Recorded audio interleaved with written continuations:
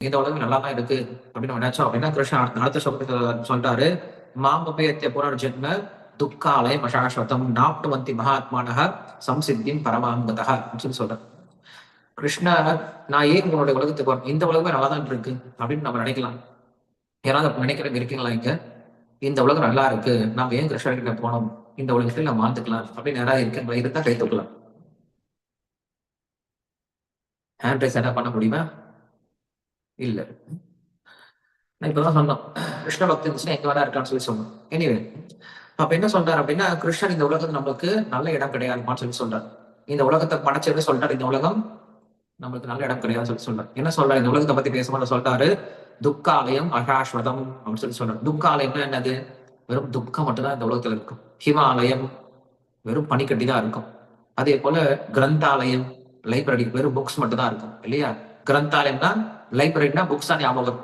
ஹிமாலயம்னா பனிக்கட்டி தான் ஞாபகம் வரும். அது போல துக்காலயம், துக்காலயம் என்னதான் நம்மளுக்கு ஞாபகம் வரும்? இந்த உலகம் அப்படின்னாவே துன்பம் மட்டும் தான் ஞாபகம் வரும், வேற எதுவும் ஞாபகம் வராது இல்லையா? கிருஷ்ணா, நாங்க சந்தோஷமா இருக்கமே, அப்பப்ப சந்தோஷமா இருக்கமே, கல்யாணம் பண்ணா சந்தோஷமா இருக்கும், குழந்தை பிறந்தா சந்தோஷமா இருக்கும், வீடு வாங்கினா சந்தோஷமா இருக்கும் இல்லையா?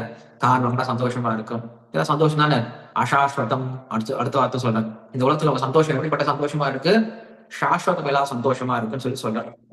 அதனால என்ன பண்ணு, இந்த உலகத்துல இருக்க முயற்சி பண்ணாரு. இந்த உலகம் அப்படிங்கிறது நல்ல மனுஷன் வாழ்றதுக்கான இடம் கிடையாது. இந்த உலகத்துக்கு வந்தீங்க, கர்மத்தை முடிக்கிறீங்க, கிளம்பி வெளில போயிட்டே இருங்கன்னு சொல்லி சொல்றேன். இந்த உலகத்துல நீங்க அதிகமா இருக்கணும், இந்த உலகத்துல நீங்க பற்று வச்சுட்டு இன்னும் நான் சம்பாதிக்கணும், இன்னும் நான் இந்த உலகத்துல இன்னும் இப்படி இருக்கணும் அப்படி இருக்கணும்ட்டு யோசிக்காதீங்க.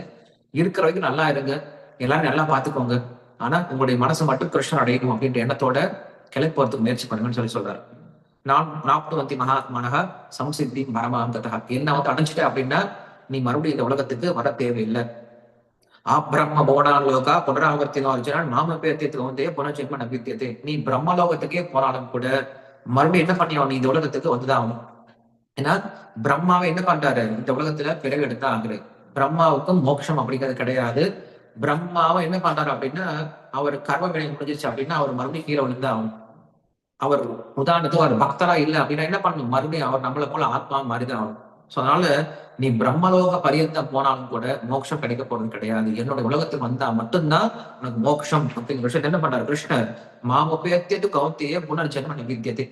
உனக்கு மறுபிறை வேணும் அப்படின்னா, மறுபிறை வேண்டாம் அப்படின்னா நீ என்னுடைய உலகத்துக்கு வந்துரு. இல்ல இந்த உலகமே நல்லா இருக்கு, இந்த உலகத்துல நான் சுத்திட்டு இருக்கேன்னா நீ என்ன பண்ணலாம், இந்த உலகத்திலேயே மற்ற மற்ற கிரகங்களுக்கு நீ என்ன பண்ணலாம், போயிட்டு போயிட்டு வரலாம். ஆனா எங்க போனாலும் மறுபடியும் இந்த உலகத்தை வந்தாலும் இது கர்ம பூமி. கர்ம பூமி அப்படிங்கிறது நீங்க பாப்பம் பண்ணீங்கன்னா கீழ் உலகத்துக்கு போகும், புண்ணியம் பண்ணோம் அப்படின்னா மேல் உலகத்துக்கு போகும் இல்லையா? மறுபடியும் இந்த உலகத்துல வந்து நம்ம அப்படி கர்மத்தை சேர்ந்துக்கணும். நீங்க பாபம் புண்ணியம் பண்ணா பக்தி செஞ்சீங்கன்னா நீங்க உலகத்துக்கு வந்துடலாம் அப்படிதான் என்ன பண்றாரு கிருஷ்ணன் சொல்ற. சஹசிரைவ பர்யந்தம் மஹர்யத் பிரம்மணோ விதகோ ராத்திரி விவசாந்தாம் தேகோ ராத்திர விதோ ஜனாக அப்படின்னு சொல்லி சொல்றாரு. பிரம்மாவுடைய நாளை பத்தி பேசுறாரு. அவ்யக்தாவ்யக்தத சர்வ பவந்த்யதாகமே ராத்ர்யாகமே பிரளீயந்தே தத்ரைவாக்யாதி சம்யதே பூதகிராமச ஏவாயம் பூத்வா பூத்வா பிரளீயதே ராத்ர்யாகமே வசः பார்த்த பிரவதந்த்யக அகராகமே சொல்லிட்டு பிரம்மாவுடைய நாள் கணக்கை பத்தி நான் சொல்றேன். பிரம்மாவுடைய நாள் எப்படி இருக்கும் அப்படின்னு சொன்னோம் அப்படின்னா, இப்ப நம்ம கலியுகம் வாழக்கூடிய கலியுகம் அப்படிங்கிறது 14,32,000 வருடம் அப்படின்னு சொல்லி சொல்றோம். சோ இந்த 14,32,000 வருடத்துல இப்ப போயிருக்கு 5,000 வருஷம் மட்டும்தான். இன்னும் 14,27,000 வருடம் இன்னும் இருக்கு இந்த கலியுகம். இப்பவே இவ்வளவு பாடுபடுத்துதுன்னு நம்ம நினைக்கிறோம். சோ இந்த மாதிரி இது வந்து ஒரு மடங்கு கலியுகம். இதோட 2 மடங்கு அப்படிங்கிறது துவாபரயுகம். இதோடைய 3 மடங்கு அப்படிங்கிறது திரேதாயுகம். இதோடைய 4 மடங்கு அப்படிங்கிறது சத்தியயுகம். அப்ப சத்தியுகம் அப்படிங்கிற அவனுக்கு எத்தனை யுகம், எத்தனை வருடம் அப்படின்னா 17,28,000 வருடம். சத்தியுகம் அப்படிங்கிறது 17,28,000 வருடம். திரேதாயுகம் அப்படிங்கிறது 12,86,000 வருடம். துவாபர யுகம் அப்படிங்கிறது 8,64,000 வருடம். அதே போல கலியுகம் அப்படிங்கிறது 4,32,000 வருடம் இல்லையா? சோ இந்த நாளையும் நீங்க கணக்கு பண்ணீங்க அப்படின்னா பிரம்மாவுடைய ஒரு நாள். இப்படி பிரம்மாவுடைய ஒரு நாள் அப்படின்னு சொல்லி சொல்றோம். அப்படி பிரம்மா வந்து ஒரு மாதம் இருக்கு, அதுக்கப்புறம் ஒரு வருடம். ஒரு வருடம் அப்படின்னா 12 மாசம். அப்ப 12 மாசம் அப்படின்னா யோசிச்சு பாருங்க. வாய்ஸ்ல பிரேக் வந்துட்டாங்க சரி.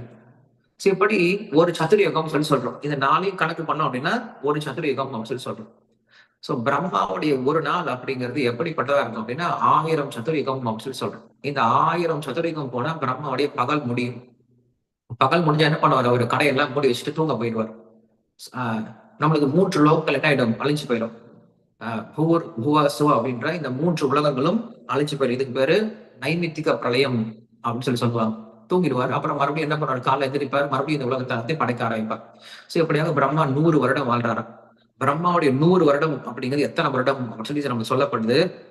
311 ட்ரில்லியன் 40 மில்லியன் வருடங்கள் அப்படிங்கிறது பிரம்மாவுடைய ஒரு நாள் அப்படின்னு சொல்லி சொல்றாங்க. அப்ப யோசிச்சு பாருங்க, பிரம்மாவுடைய வாழ்நாள் எவ்வளவு பெரிதா இருக்கும் அப்படின்னு சொல்லிட்டு. சோ இப்படி பிரம்மலோகம் வரையும் நீங்க போனாலுமே கூட நீங்க என்ன பண்ணீங்க? மறுபடியும் இந்த உலகத்துக்கு வந்தா அப்படின்னு சொல்லி சொல்றாங்க.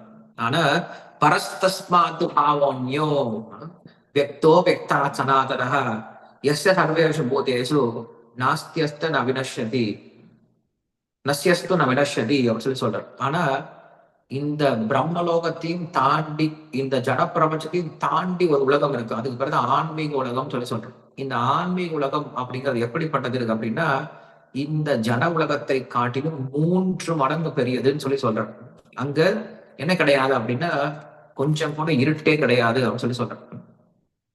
பாதோஸ்ய விஸ்வா பூதானி திரிபாதஸ்யாமிருதம் திவி திரிபாதூர்தம் உதய புருஷா அப்படின்னு சொல்லி சொல்றோம்.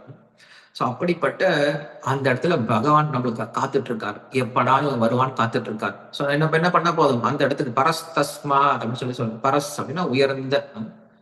சோ அப்படிப்பட்ட அந்த உலகத்தை ஒருத்தர் அடைஞ்சிட்டான் அப்படின்னா அவர் இந்த உலகத்துல மறுபடியும் பிறவெடுக்க போறதே கிடையாதுன்னு சொல்லி சொல்றாரு. அவ்வக்தோ அக்ஷர இத்யுக்தஸ் தமாஹு பரமாங்கதி எப்ராப்ய நிவர்த்தந்தே தத்தாம பரமம் மம. கிருஷ்ணன் மறுபடியும் மறுபடியும் மறுபடியும் இந்த ஸ்லோகத்துல இந்த அத்தியாயம் முழுக்க சொல்றார்.